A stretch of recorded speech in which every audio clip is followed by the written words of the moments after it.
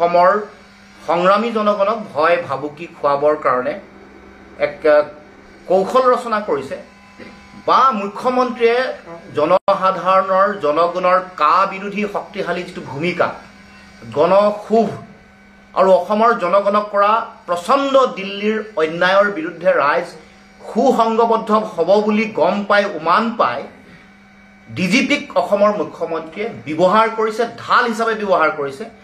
ব্যৱহাৰ কৰি ডিজিপি গৰাকীৰ যোগেদি মুখ্যমন্ত্ৰীৰ যিটো লক্ষ্য বা যিটো ভয় ভাবুকি সেইটো কৰিবৰ কাৰণে চিন্তা চৰ্চা কৰিছে।